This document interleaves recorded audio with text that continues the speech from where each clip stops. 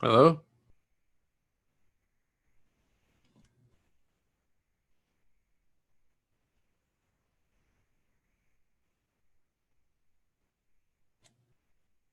Hello?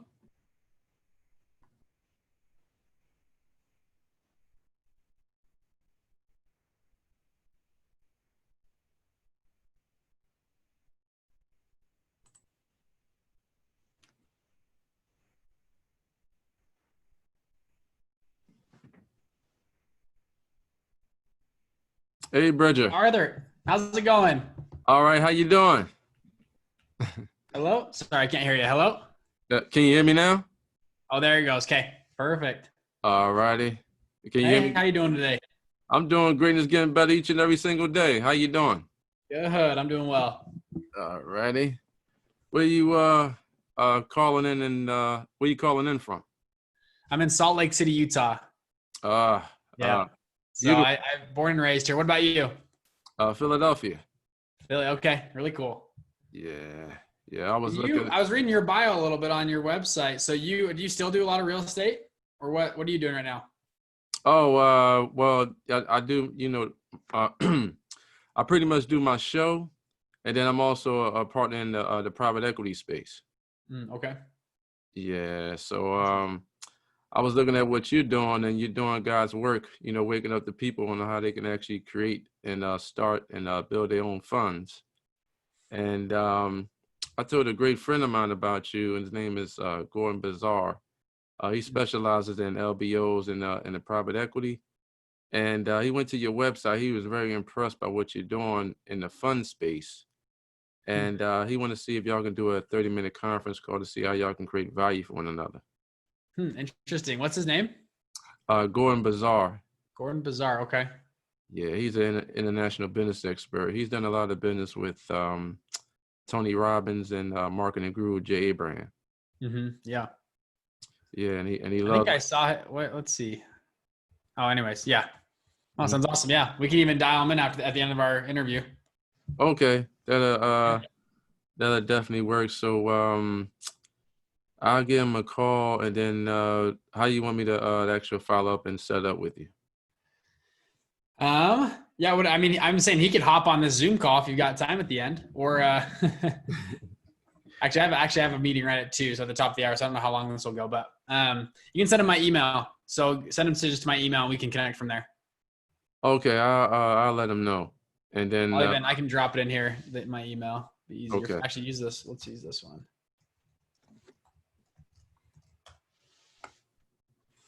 Yeah, use that one. That'll be easy.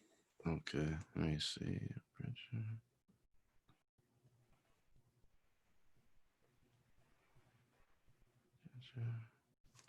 Actually, didn't went off.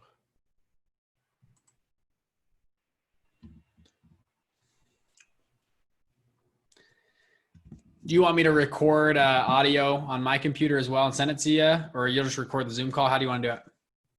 Oh, you can do it. You can do that as well. Okay, If whatever you you want want to to do, record. whatever is easiest for you. Okay, and then yeah, I don't see your email. That went off. Okay, I just dropped it in the chat, just on Zoom right here. This Zoom chat. Okay, You see right there? let me see. Zoom chat. Okay, I see it. It's Bridger at blackbridgeholdings.com.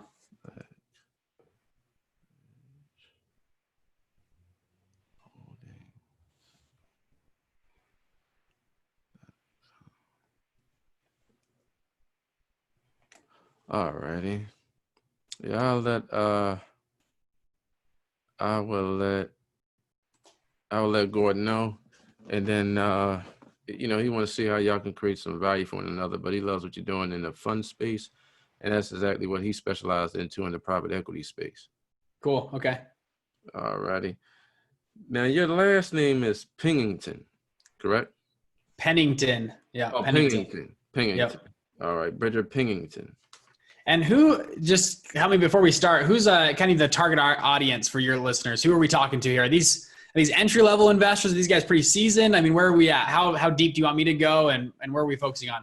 Well, we have the gamut of everything. So we have entry level, and then we also have seasoned investors. So we got millionaires, hectomillionaires, low millionaires and 100,000aires that's actually in my network. So you're talking about from people from, China, Hong Kong, Australia, New Zealand, Hawaii. So we got a plethora of entrepreneurs in the network that specialize and they love hearing about this space, especially what you're doing. Cool. Okay. Sounds good. I'm ready when you are. All righty. Ready to rock and roll? Yeah, let's do it. All righty. Good afternoon, everyone. This is Arthur Robinson Jr. I'm the creator and host of the Powerful Interviews podcast. And today I have another special interview for each and every one of you. Today I have a wonderful person on the show, and he's a great friend of mine. His name is Bridger Pennington. And for those that don't know Bridger, let me explain to each and every one of you about this incredible, phenomenal man. Bridger Pennington, he is the founder and he is the CEO of his phenomenal company, which is called Black Bridge Holdings. Bridger actually teaches and educates entrepreneurs and business professionals on how they can create their own fund and how they can actually scale their own fund. So without further ado, I'd like to welcome the one, the only, the powerful Bridger Pennington to the show. Arthur, thank you for having me, man. Excited to be on. Well, I'd like to thank you, Bridger, for taking time out of your busy schedule to educate me and the listeners worldwide about how to build and create and scale your own fund. I gladly appreciate it. Yep. Yeah, it's going to be fun. I'm excited to talk. To everyone that's listening and watching, I highly recommend go and get your pen and your pad right now. My great friend, Bridger Pennington, is going to break down layman's terms of how you can actually create and build and scale your own fund. Is that correct, Bridger? Yeah, that's right. So we walked through, I've ran a fund for about 3.5 years. And then a lot of stuff we share online. I have a podcast show as well. And we talk about how to break into the private equity space, hedge fund space, venture capital space, how to actually set up a fund, get investors in, how to deploy that capital, how to actually manage a fund. A lot of people out there want to, or have this, this vision of, oh man, it'd be so cool to work in a hedge fund or a private equity fund. And a lot of people think it's so far out of reach. And we try to bring it back and say, actually, yes, it is hard, but it's not as hard as you think. And actually, if you can just figure out some of the steps along the process, it's actually pretty doable. And I was able to launch my first fund at 22 years old and then grow since then. Now, your company is called Black Bridge Holdings.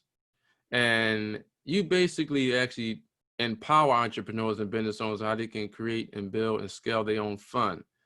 But let's take the audience down memory lane. Who is actually Bridger Pennington? How long you been in your powerful industry? And what made you get into the fund space? Yeah, great question. And so, and just to be clear, my fund is Black Bridge Holdings. Mm-hmm. The stuff online that we teach is investment fund secrets. That's kind of so just two different things. So if you look up Black Bridge Holdings, you probably won't find much. That's our fund and what we're doing there. Mm-hmm. But I started out like a lot of people, and probably, I don't know, like you, but I wanted to be, from a young age, I wanted to be a millionaire. And I grew up in a very middle-class house. I had two great parents at home. My dad was an entrepreneur, and we had feast and famine time. And so I just set this goal. I was like, I'm going to be wealthy. And I was like, I want to be wealthy to have like the Ferrari or the Lambo, which would be cool. But also I wanted to be wealthy so I could help pay for like family medical bills and pay for, a friend a car, or like pay off, grandma's going to the hospital. Like I wanted to pay for that, and be that type of person that could hire on an uncle that just lost his job. I wanted to be that type of person. And so I got into college. I was fresh out of high school. That's pretty much all the education I had. I got into college. The first 2 years of college, I started 6 different businesses. And these were not like business ideas, like, oh, we had an idea and it's on paper. Like these were 6 legit businesses up and running, making money. Like we did real estate wholesaling. I sold essential oils. I built websites for people. I did Chinese tutoring. I speak Mandarin Chinese. And I tried everything. I was trying all sorts of stuff. And finally, my dad, who's my greatest mentor ever, he grabs me by the ears. He's like, Bridger, you're kind of like a chicken with your head cut off. You're running all these different directions. I had all this energy, but just didn't know where to go. And he said, I want you to go meet with one of my business partners. And I said, okay, that's fine. So we set up this appointment. I get in my car. I start to drive to this guy's house. And I start driving up and I pull through this nice gated community. I mean, there's some big homes. I'm driving by these big real estate homes. I'm like, who's my dad's business partner? I mean, we live in a very average house. My dad drives an old crappy car. And I pull up this little hill, up to this beautiful, just gorgeous white mansion. It almost encompassed an entire cul-de-sac. I mean, it was huge. And I parked my car and I kind of double checked the address. Like, is this like it? Is this the actual spot? Like, who is this, right? And I get out of my car, I go knock on the door. I'm a little nervous, and thankfully my dad's business partner answers the door, goes, Bridger, come on in. He brings me in, we sit down and we start to talk. And we're chatting and I'm talking about my story and all this stuff I've started. And I finally get to the point. And I just go, hey, how did you get all of this? And I kind of pointed everything, right? Like, how did you do this? And he kind of laughs, goes, not very many people ask me that question. And I was like, oh, shoot. Like, I guess you don't really ask rich people that question very often. I didn't really know that. But I was like, that's truly the question I had was, how did you get wealthy? And he goes, Bridger, I was a lot like you in my 20s. I had started multiple businesses. But then I figured out the secrets of the wealthy, of what wealthy people do. And I'm like, what do you mean? He goes, wealthy people, they have their kids. They send them to the best universities. They hope their kids will go work in hedge funds, private equity funds, venture capital funds one day. Or they'll come back home and manage the family office of the family. And he goes, I met a gentleman. He was working in the private equity space and he was making so much money. I couldn't believe the amount of money he made. And at that moment, I said, I don't care how long it takes me. I don't care if it's 5 years, 10 years, 20 years. I'm going to figure out this fund model, this fund space, and I'm going to start or be at the top of one of these big funds. And so then he said, and I said, well, I'd love to learn about this. He goes, and he said, I started a fund about 7-8 years ago. And currently we manage about $8 billion, billion with a B, $1 billion of real estate. And to put that into perspective, I'm sure a lot of listeners follow Grant Cardone here. That's 7 times bigger than Cardone Capital. Cardone Capital is about 1.1 billion under management. They were at 8 billion at the time. Now they're up above 17 billion as of today. Okay. And it was just wild. I was just blown away. I said, hey, can you, I've always heard find mentors in life. And I thought, this guy is my dad. I'm sure he would love mentoring. And I asked him, could you teach me and mentor me how to launch a scale fund? And he kind of laughs. He goes, Pritchard, he goes, go talk to your dad. Your dad knows way more about this than I do. And I go, no. You're rich. You live in this big house. My dad, he lives in a crappy house. Like, come on. I would love for you to, be my mentor. And he goes, Bridger, me and your dad make about the same amount of money. And my mouth about dropped to the floor. I was like, huh? He goes, yeah, me and your dad are about equal business partners in this space. And so I was like, huh? And I got in my car. I drove straight to my dad's house. I was like, Dad, what the heck? Like, what's going on? Like, why have I not been able to order a soda at Chipotle for like the last 10 years because it's too expensive and all that? Like, apparently you run all this real estate, And he kind of laughs. He goes, well, Bridger, he goes, yes, we do run these multi-billion dollar funds. We're doing pretty well. He goes, I live, have you ever read the book Millionaire Next Door? It talks about where there's just regular people in your neighborhoods, that drive normal cars. They're not flashy or whatever on Instagram, but they have millions of dollars in the bank. And that's how he lived his life. And us as kids really didn't know that. And he goes, I wanted to raise kids that knew the value of money and knew what life was about. And he goes, yeah, in fact, we do run these big funds. So long story short, my dad sits down and we start to chat and go through how to set up and scale a fund. And I was very intrigued. And the traditional route to get into the fund space is you go work on Wall Street, you go do investment banking, you go do consulting, you work for 2 years, you work 100 hours a week, you then do your MBA at a really top tier school, and then you go work in industry for 7 to 8 years. And then, and only then, after a decade, you could maybe start your fund. And so that was what he told me. And I said, okay, great.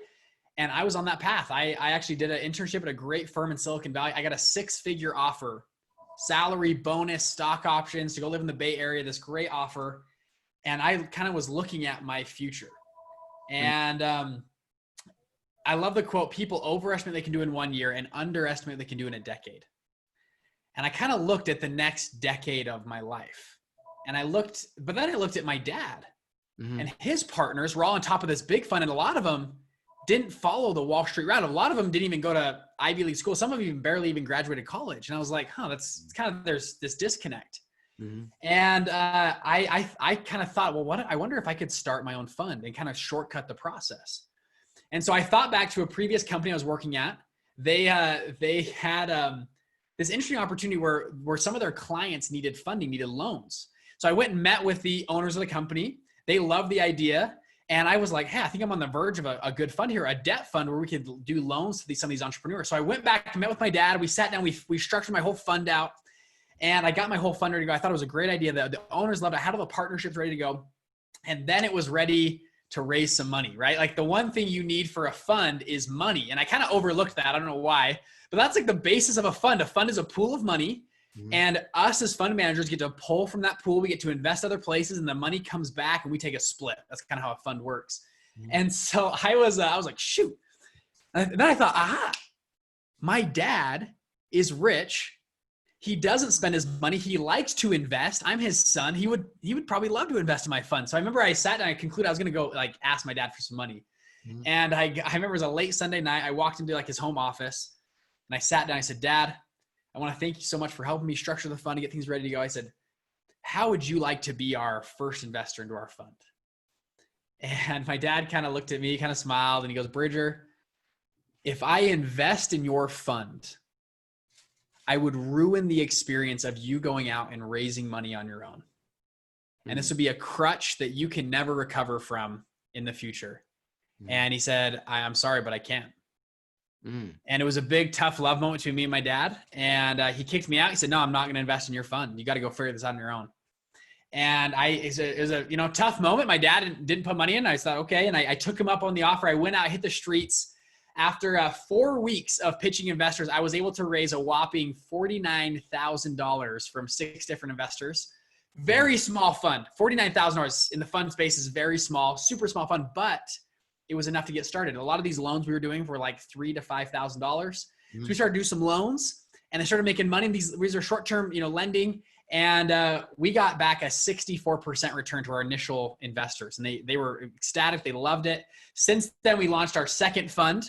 It's been a lot bigger than $54,000 or $49,000. We've deployed millions of dollars in that fund. We've done over, I think, 300 deals we've done in that fund. We're looking to actually launch our third fund here pretty soon. And it's been a wild ride. I've been able to hire lots of employees and anyways, have this great life and everything. And to date, my dad has never invested in any fund, any deal, any project I've ever brought to him. He's never invested. I actually still pitch him a lot, and he's always says no. And so anyways, that's kind of how I got my fund off the ground.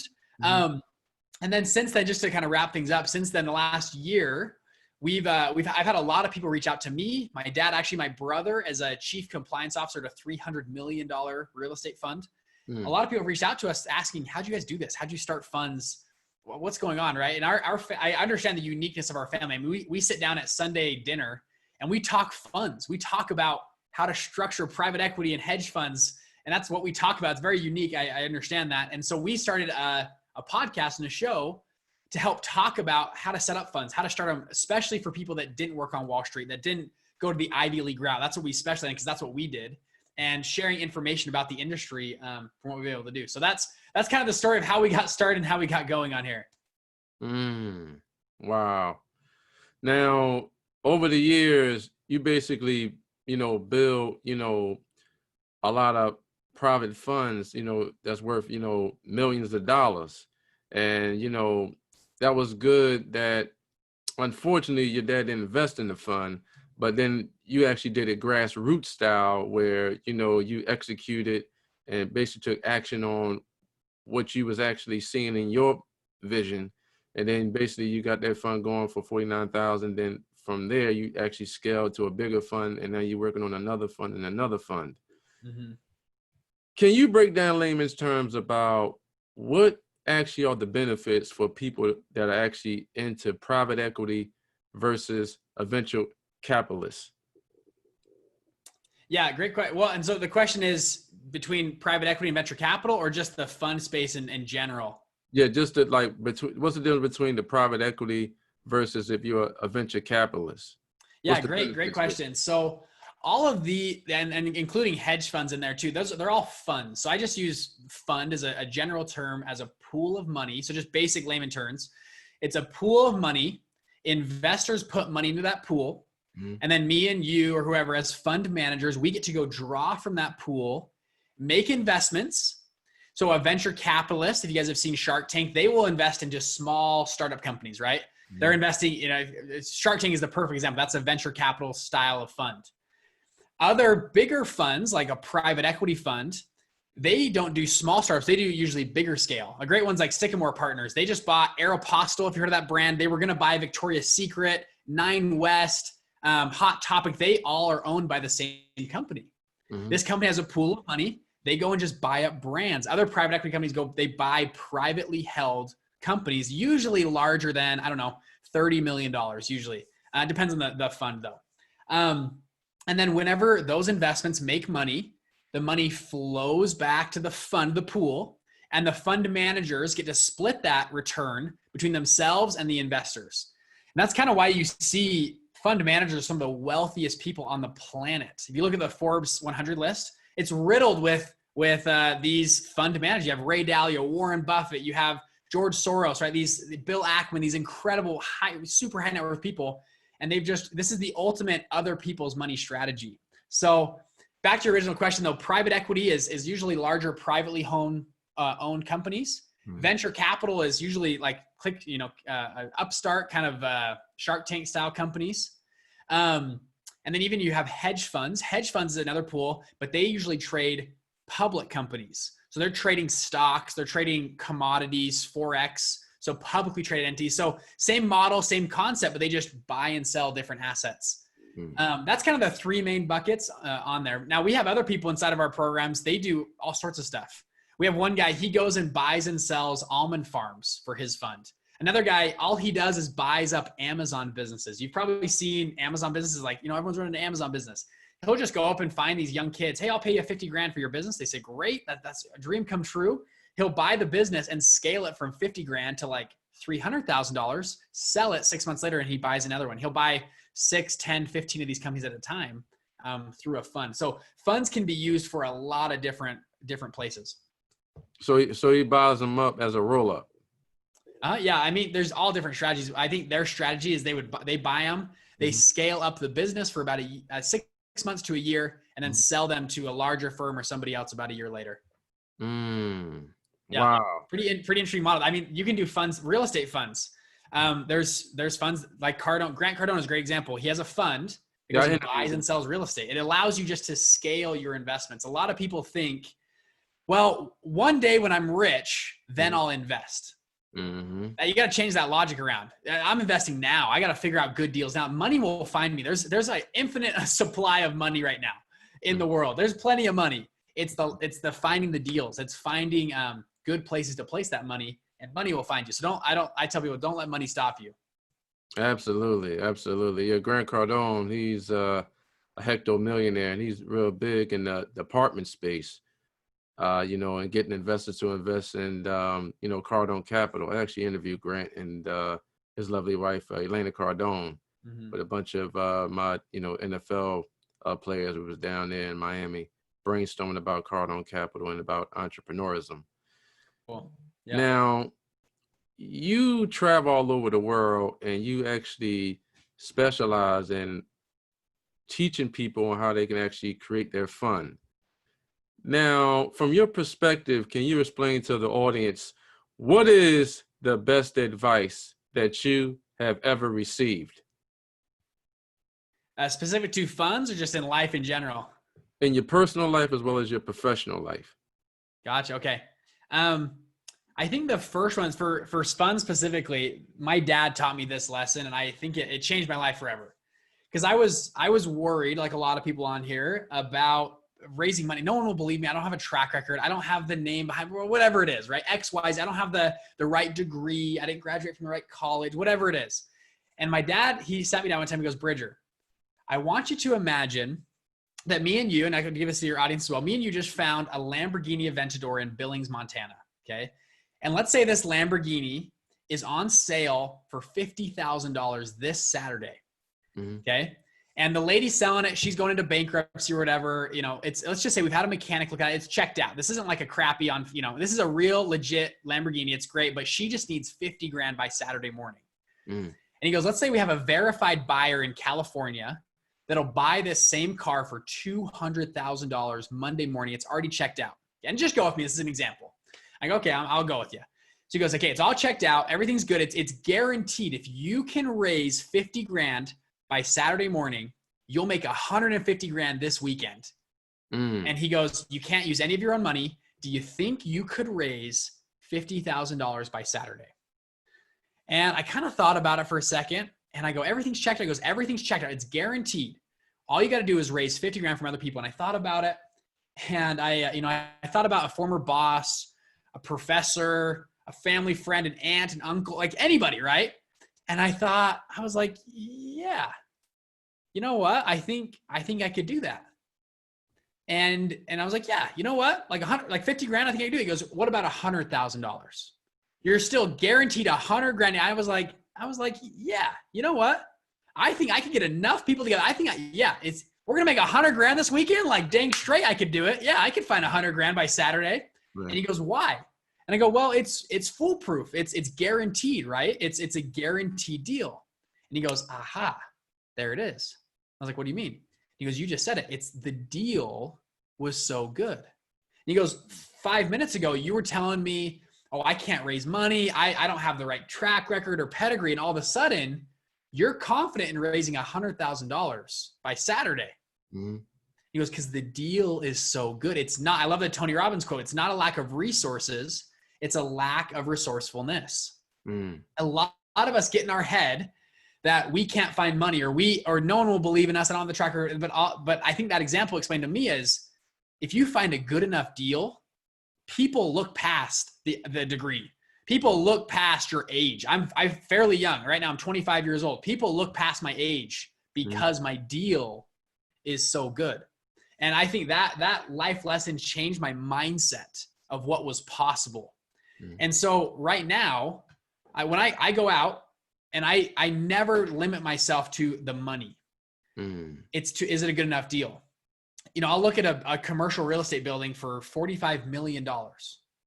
And my past self would have said, well, there's no way I could do a $45 million deal. Like, you know, that's just not going to happen. It's not in my stars. And I've had to consciously change my mindset of, no, it is in your stars. If it's a good enough deal, if you can find it a good enough discount or negotiate it down or whatever it is, find a good enough model, you can find $45 million. And I've had to really change. And I think that's helped me a lot, and to think bigger, to play bigger. A fund, just all it does is allow you to play bigger. And I think that changed my life forever, what my dad taught me. Absolutely. You have to think big if you want to win big. And you have to surround yourself around like-minded individuals that want to see you win. There's no I in team, but there's the I in win. And when people are actually in the process of creating unlimited wealth, sky's the limit. But you got to get around people who've been there, done that, who's still relevant in their industries. Like, for example, Goldman Sachs, they own one of the biggest credit bureaus in the world. They own TransUnion. Now, why do you think that is? TransUnion is basically, they buy a lot of debt, all the credit bureaus, but they're for-profit companies. They make their money off of selling information. So what better way is I can actually, buy debt, and, basically I'm just buying, other people's debts where they already are locked into the system to pay back that debt. So that was a real power move with Goldman Sachs owning, TransUnion, one of the biggest credit bureaus in the world. And with you, where God has gotten into you with, knowing how to create and how to scale and build your own fund, that's, basically unlimited wealth in itself. And, getting into the private, equity space. Like, for example, Henry Kravis, he's the owner of KKR. They're one of the biggest, private equity firms in the world. But even back in the mid 90s, they was making like $75 million in fees off of big real estate transactions. Isn't that something? That's crazy. I love Steven Schwartzman's book from Blackstone. He always talks about, he says this quote multiple times. He goes, it takes almost the same amount of work to start a small business as it is to launch a big business. So why not just launch the big business? Real estate, the same way. It takes about the same amount of work to flip a $100,000 deal as it is to flip a $15 million deal. So I've heard. I've never done that before, but so I heard from everyone that I know in real estate. They always say that to me. It takes about the same amount of work. You can hire more people and you have more money, and then the profits are way bigger. KKR is a great example of that as well. There's these big players in the space. Bridger, let's have a conversation about money. Now, I know money is not value. Money is just a facilitator to do transactions. Can you explain to the audience, how would you define money? I would say money in general, all it is an expander, I think.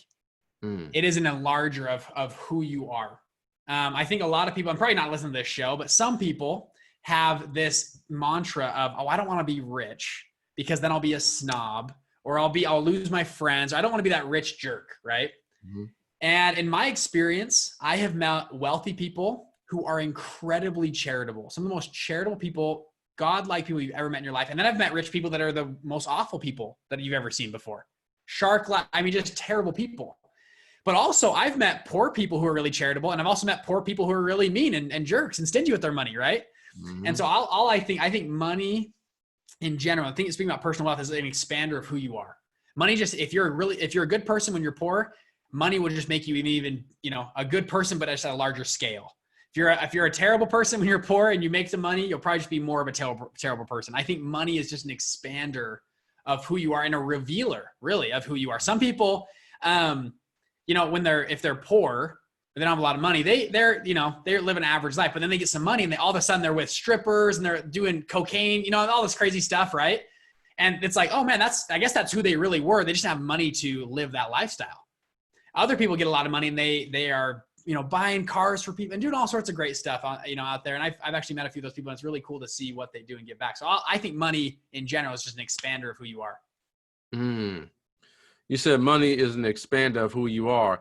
So would you say that money is the byproduct of the value that you uncover?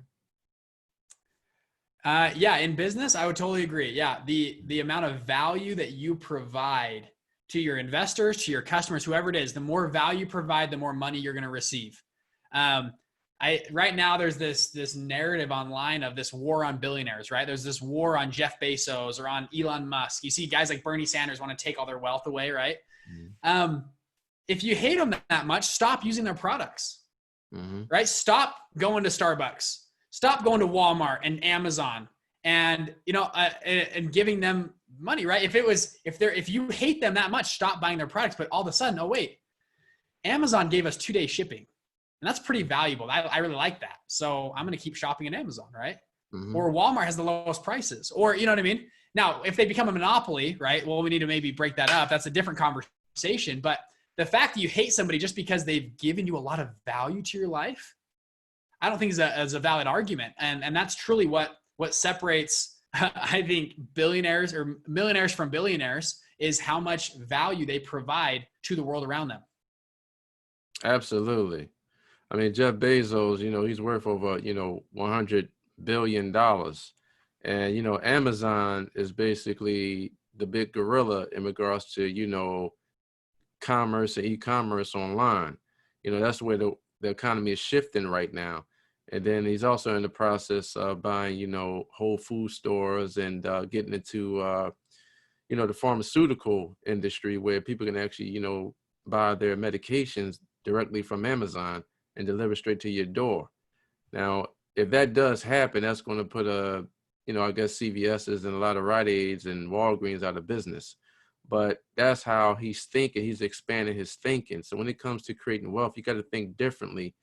And you got to have it before you ever have it, in regards to having it in your mind before it manifests in your life. Yeah, it's an interesting play for them. We'll see the Senate's looking at them as an antitrust, monopoly type of things. So we'll see what happens there. But yeah, pretty interesting. The Jeff Bezos model too. I've read a few of his books and things like that, but it's very interesting about how he comes to a market. On one of his things, he said, when I enter a market, a lot of people try to be the premium or the luxury product or where you enter the market. He goes, I try to go at the lowest price point possible. I try to break even barely. So when they broke into the cloud computing space with AWS, he goes, we came in at the lowest possible price we could. Because what we did is we grabbed a lot of market share and we ran all of our competitors out of business. And then we can slowly raise prices. And he goes, you saw this with Amazon. Amazon didn't turn a profit for, I don't know, a long time. almost a decade, they didn't turn a profit because they were just break even. Let's just break even, grab market share, kick out competitors, and grow. And it's obviously paid off for him. And that's not everyone's model. Other models are way different, but interesting model that he's used to break in different markets. Absolutely. He actually dominated the market share. The same thing with Steve Wozniak and Steve Jobs. You know, they actually built the Apple brand to a great phenomenon. But before he passed away, he had $119 billion in the bank, cash liquid, because they took the whole Apple brand to a whole nother level. Mm-hmm. But they had a lot of systems and, you know, processes and teams all around the world on a national, international level to make the Apple brand stand out. Bridger, let's have a conversation about entrepreneurism.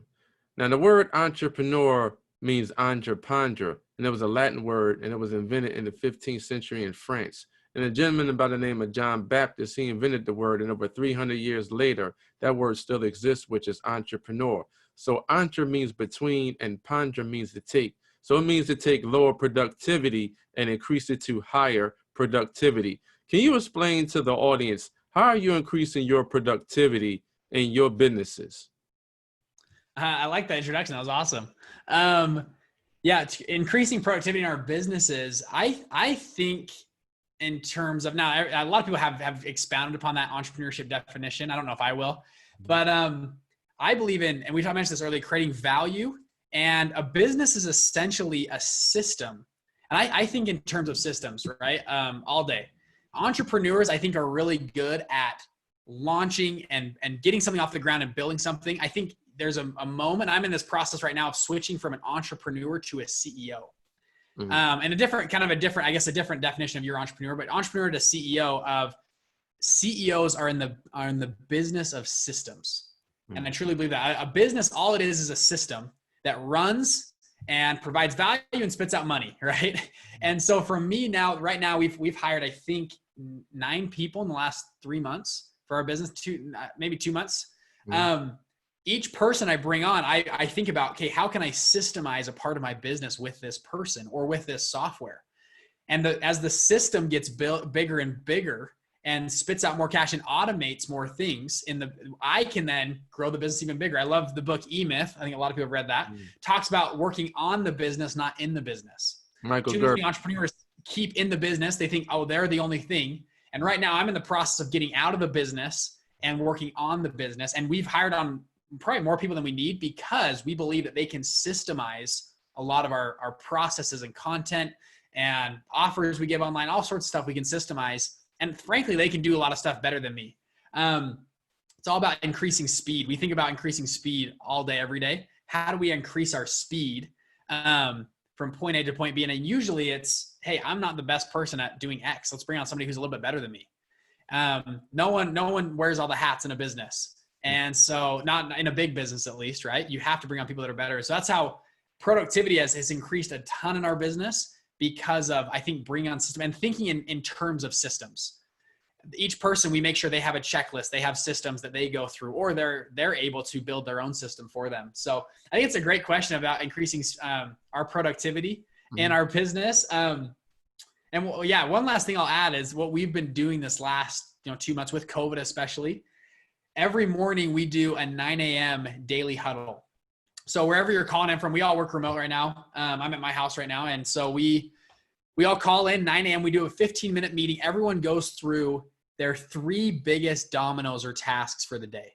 Mm-hmm. So we sit down. I from a few books I've read, actually, they talk about, we can have to-do lists or checklists, right? You have 50 things to do in a day. Mm-hmm. You check them all off. And a lot of times though, if you summarize it down, every single day, and I think Jeff Bezos said this actually, he goes, there's about 1 to 2 big decisions I have to make every single day. That's my main job.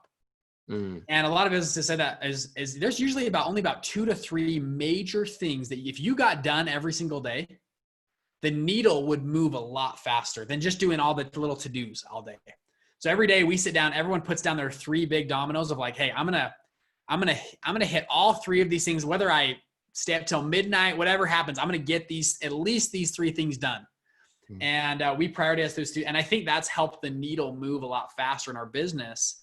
by focusing on basic but big things that we're moving every day. There's a few examples. I don't know. What do you got, Arthur? What do you think? Well, I agree with you. I love the speed of implementation. Knowledge is not power. The implementation of knowledge, that's what makes it become powerful. There's one thing having in your head, which that's theory, but it's a whole nother thing when the theory becomes your reality, when you actually go out and implement the information that you learn. That's how the wealthy become wealthy.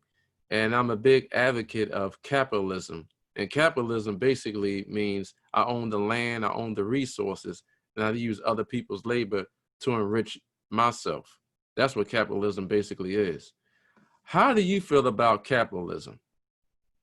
I love capitalism.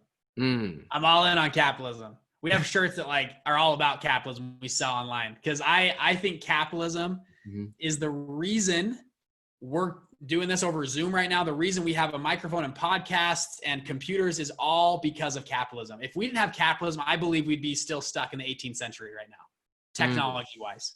The reason people have jobs, that we have communities with people is because of capitalism. And I think it's the most beautiful thing, especially right now in a day and age where it doesn't matter where you're born, even what country you're born, what family you're born in.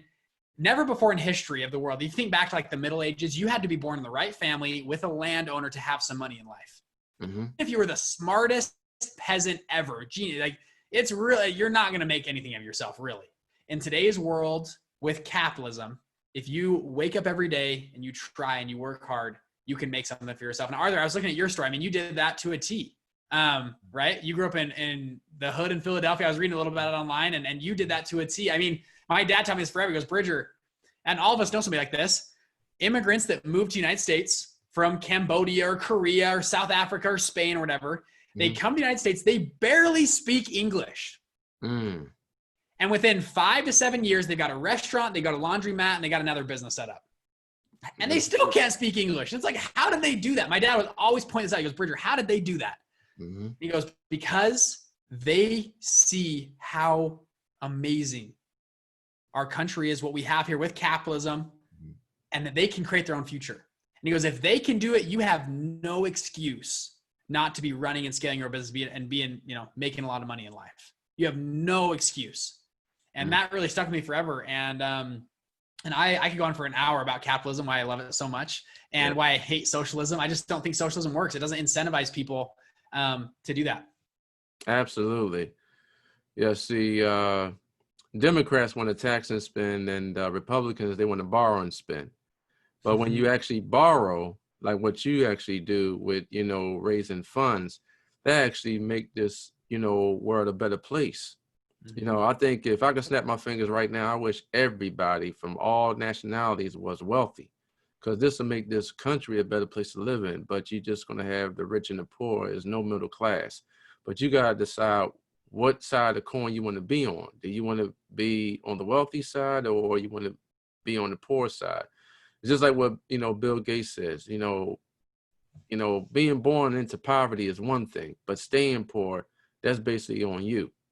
So there's so many resources out here, so much information, but the only way it's going to actually manifest in your life and become your reality, you got to go out and make it happen, or surround yourself around people that can show you the blueprint to become successful. And that's the mindset I adopted throughout the years. And that's the mindset I'm going to keep adopting and keep passing on. I think to add on to what you're saying, I love a quote from Jim Rohn. So Jim Rohn was Tony Robbins' original teacher. And he said, if you took all the money in the world and divided it equally amongst everybody, in a matter of years, all the money would be back in the same pockets. Because it's not a matter of where you were born. It's a matter about how you think about money. And and you look at that with lottery winners. I think it's 70% of lottery winners that won over $10 million are bankrupt in 5 years. It's not because they didn't have enough money. Because their mindset wasn't right about how money works and how to use money. A great example to back, you mentioned earlier about socialism and capitalism. Recently, now I don't care whatever way you vote politically, but the last 50 years we've been trying to help communities that are broke, right? The inner city or poor communities. Mhm. Nothing's really worked. Government programs have not worked until Donald Trump put in the opportunity zone. I don't know if he did it, but the IRS instituted opportunity zones. A lot of people don't know about these. I'm sure you do, but opportunity zones, what they did, each governor, each state marked off inner city areas, very poor, low income areas. And what the government said was, hey, rich people out there, if you invest money into these opportunity zones, these poor neighborhoods, and you have to build real estate and develop it, and there's a bunch of rules with it, but double the value of the real estate in the area. If you hold that real estate for 5 years, you'll pay, I think it's like 15% taxes. If you hold it for 7 years, you pay, I think it's 10% taxes. If you hold it for 10 years, you pay 0% in tax.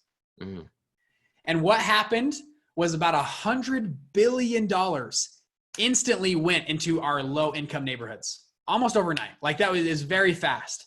And we've never seen so much economic growth in inner city areas as we've seen since I think 2017 is when they instituted it, maybe 2016 with opportunity zones. It's incredible, right? And that's what capitalism is. Capitalism says, let's incentivize rich people to give back, get rich and give back, right? And use charities. The big government, a lot. I've just never really seen it work that well when they go and try their government programs. They just don't really work. We tried it for 50 years, government programs in inner cities. They didn't work. And all of a sudden you incentivize entrepreneurs and bam, $100 billion goes to inner cities. And it didn't cost the government anything really. I mean, I guess they forego a little bit of tax revenue, but it flows right into those cities, which I think is incredible. Absolutely. There's a lot of cities and states that, they need that pool of money to basically, increase the growth and the job market rate within those cities and countries. And the more jobs is in a city or a country, the more valuable that real estate is going to be. Whether it's a Walmart or a Target or a Home Depot, and you got an apartment complex next to that, that just increase your appreciation value just increased tremendously. Just with, that real estate being next to your apartment building, whether you own 50 units, 100 units, or 200 units. So that's real powerful. Yeah. And I follow billionaires a lot. I had billionaire Jeff Hoffman. He was actually the co-founder of Priceline.com. And they sold their company for $65 billion. That's a huge number. And I love Warren Buffett method and Charlie Munger. They're basically our value investors. They only invest in profitable companies that's going to give them, a big return. So they focus on deal flow and they focus on EBITDA. How do you feel about entrepreneurs focusing on deal flow and the cash flow of a business in terms of their EBITDA? I think it's a great way to look at businesses. It depends on, I think, on your business model as well, what makes sense. But that's how I think about my businesses. It's cash flow. And I think EBITDA is a great metric of understanding it's fairly simple math, right? How much are we making? How much we spend to make that? And then we'll save some money for tax and stuff. But I think that's a great way to look at businesses on there. Now, I don't dabble as much into buying. I don't buy businesses in my funds. So I'm not evaluating businesses much, but I think it's a great way to evaluate my own business. That's how I think about business every month is like, hey, how much cash actually came in the door and how much do we spend to get there? I'm like, there's all these other metrics we look at, but like, let's look at those two for a minute and just start from there. Now, I always tell entrepreneurs that it's always good to build a business that you can sell for millions of dollars. Now, for Black Bridge Holdings, are you in the process of, building that company that's going to be worth, millions of dollars, and you decide to basically sell it for millions of dollars eventually? Yeah, actually that's been on my mind the last, 12 months is building a business to sell. So we've been actually back to the systems conversation. I've been building better and better systems in our business, and I'll test the systems. I'll step away from the business for like 2 days and just watch, right? If I can leave for 2 days or 5 days or 7 or 10 days and the business just runs just fine, I know I built a good system, and somebody's going to want to come and buy that system. And it makes it easier for someone to come and buy that system. We actually just got an offer to sell our company 3 weeks ago. Declined the offer. Anyways, we're in the process of potentially looking and bidding for offers to see if people want to buy our fund. But anyways, great question. And we actually are in the process of doing that right now. It's a little bit weird with 2020, the election, on how to evaluate businesses and what's going on. So we might wait and wait out for this market cycle, or if we get a good enough offer, we'll take it. Well, I'm glad to hear that. Let me know. Okay. Let me know, because me and my partner, we definitely want to take a look at that, and I know he'd be actually interested in that. Okay, yeah, sounds good. This could be the first transaction over a podcast right here if we do it right. That's what I'm talking about. That's what I'm talking about. Transactions lead into making things happen. Bridger, can you explain to the audience in your own influential way? Let's just have a brief conversation about delegation. Now, I know minimum wage of a millionaire is around $524 an hour. So I always tell my audience, what can you delegate for $524 an hour? Or you can go way beyond that. What can you delegate that's within your current budget? How important it is for entrepreneurs to delegate tasks out that they're not currently good at, so they could just focus on increasing their top line revenues in their businesses? That's a great question. I think it's something I struggled with for a long time, and I think a lot of entrepreneurs struggle with, is you start the business and you think you're the only one that can understand it and do it, right? And for a while, and I've started multiple businesses before, and I've thought that in a lot of businesses, right? Of I've got to be the one. We did online marketing for a while, so I got to be the one that runs the Facebook ads.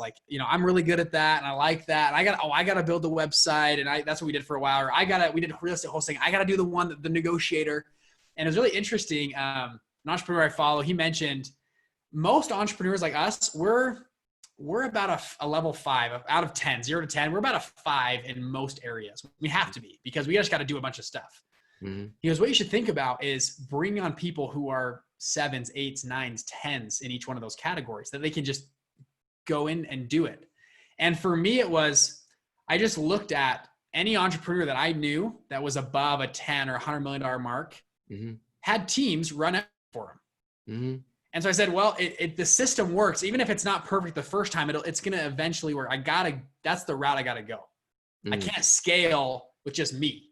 And so even though it's hard to say, man, I'm going to give this to somebody else, they might, not do it as well. They might not, be as efficient. And I've been able to do that. And actually it's turned out fantastic. Being able to delegate to people and give people tasks. And the best thing that I've seen for it is I will try to, before, especially with my fund, it's a big one. I always was the guy on the phone, making the deals, doing the transaction, all that kind of stuff. That was me. And I was like, I don't think anybody else could do this job. They don't understand this as much as me. And I brought in a guy, and I wanted to try it out. I want to see how he did. And so what we did, I had him shadow me for a couple of days on deals and negotiations and stuff. And what I did was I would download everything I was thinking through a negotiation onto a piece of paper or an Excel spreadsheet or a doc. I would be typing it all out. I'd download the process of how I would go about it. And what it did, actually, it made me learn a little bit better about what I was actually doing. And actually, because as you know, it's one thing to do, it's another thing to teach. And you got to really understand what you're doing to teach something. And so I put it, and it actually helped me refine the process. I would go back and refine it. And it took a while, though. It took 2 or 3 days for me to, a full business days to do this. And I put it out, and I had him go through it and review it. And it was I was like, wow, he actually was able to do it. And it was actually pretty good for his first phone call or second phone call. And I followed him now, and he was doing the calls, and I followed him for a little bit. Within a week, he was almost as good as me. And it made me think, I'm like, I'm not as great as I think I am. A lot of entrepreneurs think oh, I'm so great, I'm the only one. And in reality, you're not that great. You're not that special. There are other people who can do what you're doing, and just give them a chance. People are incredible, right? People are incredible. And we have incredible people working at our companies. And I if you put people up to the challenge, if you put people, give them that bar, that benchmark, if you got to be here, a lot of people reach and will hit that bar for, it's human nature to do that. And so I think for entrepreneurs that are like that, and I'm still in this process as well, of letting go of things and thinking on the terms of a CEO. CEOs don't really do that much every day. Mm-hmm. They manage, they look at systems, they manage the systems. How's this system? Can we tweak that system a little bit? That's all they do. And so I got to think of the mindset of a CEO of, okay, I'm not the one running the ads. I'm not the one building the website. I'm going to be the one managing and the one overseeing the machine, the cogs and the wheel. And I think that's helped me a lot. Yeah, absolutely. CEOs, they focus on, building and scaling the company. They focus on building a book of business. And the COOs, the chief, operating officer, they make the CEOs look good. Mm-hmm. And then you got the chief, the chief marketing officers and the chief financial officers. Everybody plays their role and plays their position, but their main goal is to stay focused on the company excelling and the company is winning. So when you got the right team to help you build your dream, you're going to become successful and you're going to remain successful.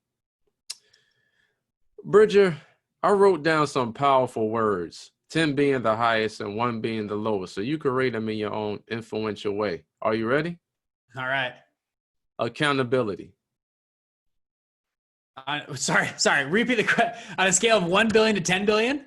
On a scale of 1 to 10, 1 to 10. Okay. 10 being the highest and 1 being the lowest. Oh, okay. I thought you said billion. I was a little confused. Sorry. 10 billion, 10 being. Okay. Gotcha. Okay. Start. I'm ready. Okay. Accountability. Yeah. Ooh, 8. Perseverance. 10. Money. 4 or 5. Funds. Funds, like what I run, like money, funds. Money funds. 4. Health. 10. Wealth. 6. Building great relationships. 8, 9. Leverage. 5. Speed of implementation. 10. EBITDA. 7. Deal flow. 8. Cash flow. 8. Marketing. 9. Sales. 9. Intellectual property.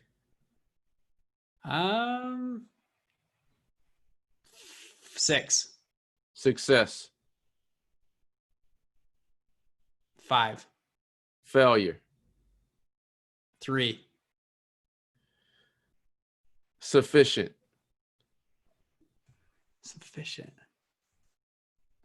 5. Value. 9. Love. 5. Family. 10. Energy. 10. All right, that was good. That was good, Bridger. That was hard on the spot. I didn't know what you were meaning by each one, too. That was pretty good. Can you explain to the audience exactly where they could find you? Yeah, if you want to see more of us, Investment Fund Secrets. So Investment Fund Secrets is our podcast. We have over 100,000 downloads on there. We interview people that launch and scale funds. So that's what we do on our podcast. Investmentfundsecrets.com. I have a 1-hour free training that walks you through how I launched my first funds. We go in depth to kind of whiteboard stuff out and everything. We have YouTube channels and stuff. And then finally, if you want to message me or talk to me directly, Instagram is usually the best place to find me. So Bridger_Pennington. It's my name, Bridger_Pennington. Just shoot me a DM. Right now I respond to pretty much every DM I get. So let me know if you have questions on there. We can reach out. But Investment Fund Secrets is our podcast. And then if you want to see our 1-hour free training, just go to investmentfundsecrets.com. To everyone that's listening and watching, I highly recommend get involved with the phenomenal Bridger Pennington. Bridger, let's talk about the power of using video. Now, I know a couple of years back, Google bought YouTube for $1.6 billion. So video is hot right now. Can you explain to the audience the power of using video? Should entrepreneurs and business leaders use video to expand their brand? That's a great question. And we shoot a lot of videos in our brand, and it is hard to that first video. I don't know if you felt like that. For entrepreneurs, I think most of us know, yeah, I got to be online. I got to make content, but it's scary to put your face on something. And because you see, like right now, politics, I mean, everybody gets torn apart. It doesn't matter if you're whoever you are, you'll get torn apart online. And so like to be like, man, I'm going to try to put myself out there in this, this world. I was at actually a marketing conference. This is a while ago. And we were at the conference, and he was talking about doing video and being online and sharing your message and your name and brand with people. And he goes, and everyone was like, yeah. I was like, who wants to do it? Everyone's like, yeah, I'm going to do it. And he goes, okay. Everyone that raise your hand, keep raising your hand. Everyone's raising their hand. He goes, all right, everyone right now that's raising your hand, I want you to pull out your phone and go live on Facebook and tell everybody about your startup story. And everyone was like, oh, like, I'm not doing that. And everyone kind of like, oh shoot. Like, and everyone like hands kind of, people started sitting down, like kind of trying to hide. He's like, whoa, what happened? He's like, you were all gung ho about launching your business. Then all of a sudden to go live on Facebook is the scariest thing on the planet. And I felt the same. I was like, oh shoot, I'm not doing that. And I think though, and it depends on what types of videos you're doing and what your brand is, you got to think through that. But it was very scary for me to do it. And I actually received some great advice from somebody, but we've got thousands of videos online, all this kind of stuff now, but the beginning I was super nervous. And one entrepreneur, I can't remember who it was, but told me this, and it changed my life. He said, the first 30 episodes, no one's going to listen anyways. Like no one's even going to see anything, right? Like you have no brand, no try, like they're not going to see anything. So who cares? I was like, that's a little bit easier, And he's like, make a new YouTube channel or like a podcast channel and just start recording episodes and just put them out there. And he says at about episode 30 is when you'll find your voice. Meaning like your actual, what you're going to talk about and your brand and like what's going to like actually, make sense to your audience. And so I was like, you know what's the worst that could happen? I just started filming phones on my iPhone. Like iPhone, I just go, bam. I'd be like, hey, I just had a thought for today. And I'd go post it. I made sure to post it though. You have to post it. I posted on a podcast. And it's because like I had no friends I had nobody following my podcast. Right. And I started making a podcast and then after 30 episodes, I actually found my voice. And then guess what? You can always delete. So I just went back and deleted some of the episodes I hate, and I redid them. I refilmed them. And then our content got slowly better and better. And people started to follow. And currently our podcast, we get, probably not as big as you guys. We get about 12,000 downloads a month right now on our podcast.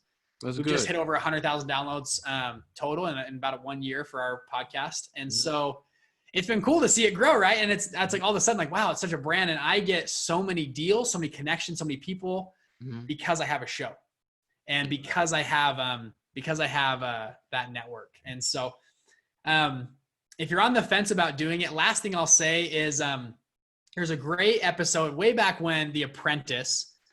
And if you guys remember The Apprentice, it was Celebrity Apprentice. And I can't remember. I just heard the story secondhand from somebody just a minute ago. But the story was they were supposed to raise money for a charity event. And so everyone goes out, like they all hit the streets and they're all setting up booths and everything and all this stuff. And the one guy, I believe it was the lead singer from Kiss. And he didn't do anything. He just went into a back room. He sat down, he opened a Coke, and he started dialing up people. He started calling people, and he raised more money than anybody else. You're talking about Gene Simmons. Is it Gene Simmons? Is that who it is? The Kiss. The Kiss. Yeah. So he raised more money than anybody else. And he goes, he's like, what's, why are you doing that? He goes, well, cause I have my network, right? That's what I've built out. Another guy was with him and started calling people. He used to have a TV show and he didn't have a TV show anymore. And so he's like, oh, I'm going to copy that. So he starts copying it. He starts calling everybody up. He's calling up all these celebrities and stuff, and none of them return his call. None of them call him back. And he had this one profound moment. It changed my life. He said, when I had a show, every single one of those guys returned my call. Now that I don't have a show, nobody wants to talk to me. Wow. And it's the power of a show, right? Jimmy Kimmel himself isn't that great. It's because he has a show. He can get anybody in the world to come on his show, right? Jay Leno's, cool guy, whatever. Because he has a show, people come on. And so there's a power in having a show and having a podcast, a forum, a YouTube channel, whatever it is. There's a lot of strength in that. So once people like you, respect you, and know you, that's when their minds are made up and they want to invest in you because you are your brand. I would say so. Yeah. And for me, it's, I'm not even looking for investors. I'm just looking to share insights of the world. And I know I almost like karma, right? If I just put good stuff out, good value, I know it'll come back to me some way, shape, or form and it already has. Deals, people, connections. And maybe it's directly from the show. Maybe it's not. I don't really know. But I believe it's helped my brand a lot and be able to connect with a lot of different people. Bridger, how do you feel about market growth versus market innovation? In relations to starting a new business or running a business? Running a business and having a seasoned business. Gotcha. Well, I would say market growth is first off on that topic is easy to get into. It's like there's a tidal wave coming. Mm-hmm. Instead of trying to fight the tidal wave, might as well just get a boogie board and go with the tidal wave, right? Mm-hmm. There's a market that's just growing like crazy. If you get in there and become you're probably all ships are going to rise, right? Mm-hmm. Market innovation, I think is a lot harder. You saw it, you can do it. It's a lot harder. You saw Microsoft, and I'm not sure if exactly what you're talking about. This is, I think, a fun example. Microsoft a few years ago wanted to compete with Google. So they spent $1 billion and they launched Bing. Took them a while. The results are in. It's like 11 years later since Bing. Bing only holds, I believe, like 4.5% market share of the online search category. They tried to create something a little bit better than Google. And unless your technology is 20 to 30% better, typically people aren't going to leave, they're what they like. And so even if like smartphones, I believe iPhone dominates a huge, I don't know the number. I think it's like over 80% in the United States. iPhone does. Even if Android comes out with a better phone, most iPhone people don't leave. The phone, and Peter Thiel will talk about this, the phone or whatever technology has to be like at least 30% better than the current what they have for someone to switch. And so I think it's a lot harder to innovate on a market versus coming into an emerging market. And the best is just to niche down and just create your own market. YouTube is the best example. You mentioned this earlier, but YouTube, they didn't go compete with Microsoft directly. With Google. With Google directly with Google search. YouTube is the second largest search engine in the world right now. Not Bing, not Yahoo, not any of those. It's second largest search engine in the world, and it searches just videos, right? It's not something better, it's something different. And so I think that's the best way to launch or grow a business is to create something different if you can. And it's a lot easier to grab market share. Absolutely. It is a lot easier to grab market share because when you actually tell people what you specialize in, most likely they're going to go to your website, which your website is basically a blog. And, people are going to see if you have any video content out there to see if you're the real deal or not. Because a lot of people ain't looking in the yellow pages anymore. I think the yellow pages is redundant. In 2020. Yeah, it definitely is. Oh yeah, for sure. I think an online presence is huge. Also your reputation in person too. So I think both reputation online and reputation in person is huge. Arthur, I'm so sorry. I'm actually late for a meeting. Anyways, we can wrap things up. The last couple of questions. I just wanted to let you know I'm a little bit over time here. All righty.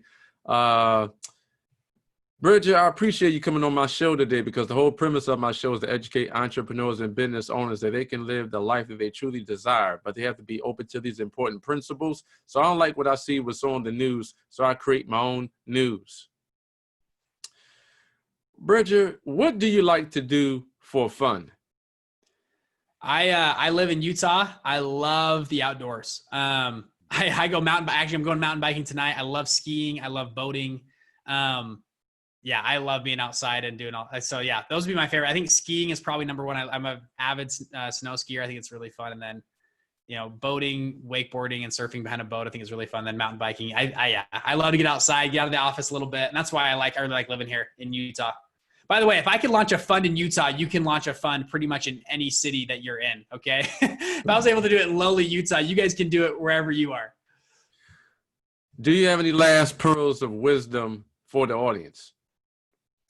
Last thing I'll say is this. I think too many people sit on the sidelines and make fun, and they get on Twitter and they comment and stuff, but they're not in the game. And you're never going to hit a home run or even a base hit or get on whatever, sitting on the bench or sitting on the sideline. You got to get in the game and swing the bat. And that's what I got into college. I kept swinging the bat. I just knew if I keep swinging the bat, eventually I'm going to hit a single. Maybe I'll hit a double. Maybe I'll even hit a home run, but at least I'm in the game. And yeah, I'll strike out a few times, but I'm in the game. Most people live their entire lives.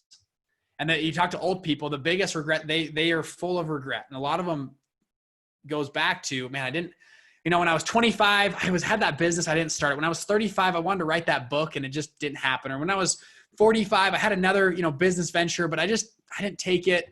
And I kind of lived my life. I think that's one of the scariest things to live with is regret. Especially in a country, in the United States, where you have so many safety nets to catch you as you fall. If you fail, United States, you have bankruptcy, you've got, Medicare and all government support. You've got charities and churches. You have so many things to help you as you fall. And worst case scenario, okay, you go get a job for a couple months and you save up a little money, right? Get back in the game and get up and swing the bat again. I knew I started 6 businesses my first, it wasn't until my 7th business try that actually had some success. And it was just me practicing swinging the bat, and each business built on the other. You don't need to have the next Facebook idea and then do it. For me, it was one business building on the next and the next and the next. And they kind of taught me, every business taught me something. And to this day, we're still launching in new ventures and things. And each one teaches me something new about life. And I think that's the fastest way to learn and to grow is being an entrepreneur.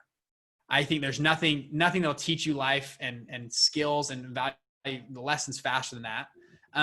So I would say pick up the bat and start swinging, get in the game, start going. And because we only got one life. And I think entrepreneurship is asymmetrical risk, meaning you have relatively low risk. Guys, if you lose it all and you only got $5,000 in your bank account, well, big deal. You only lost $5,000, right? It's not that big of a deal. You're fine. And it's a lot bigger risk if you're 45 years old and you got 4 kids and you got $100 million. That's a big risk to take on, if you risked it all. If you're 25 and just risking it all, I don't think it's that big of a risk. You can always restart. You can always go back to zero and just restart, right? Start lean businesses. And so anyways, that's what I would say is get up to the plate, swing the bat.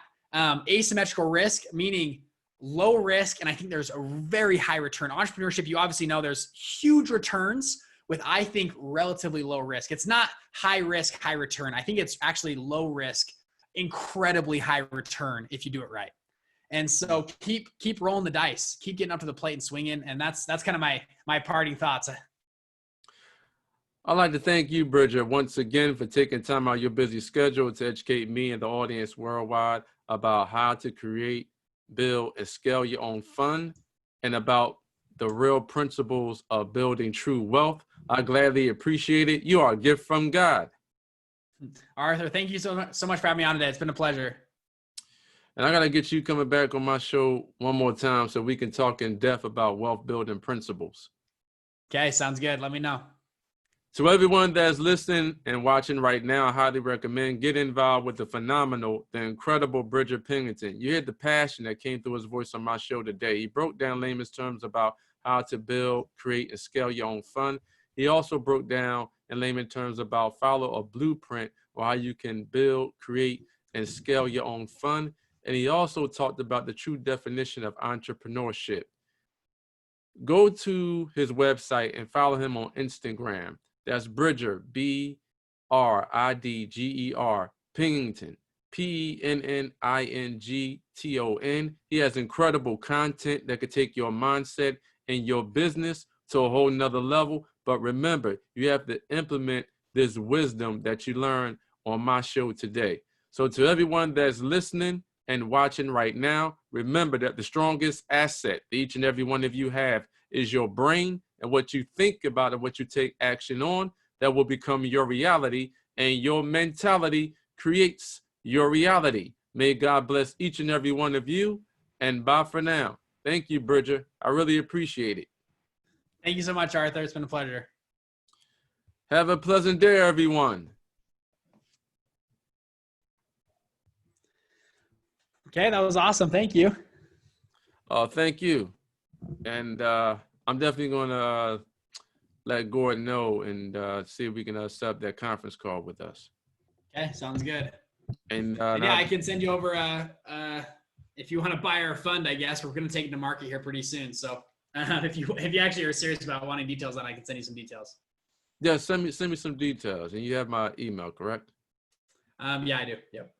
Okay, well, let's make it happen, and I'm gonna let Gordon know as I literally speak right now. Okay, sounds good, Arthur. Thank you so much. Sorry to cut you off early. I thought we'd be done right at 2, so I had a meeting at 2. Oh, I could talk. I could talk for hours, but that's good. But I'm definitely gonna let you know, and let's get it going. Okay, sounds good. Thank you. Thank you, Bridger. I appreciate you. Bye.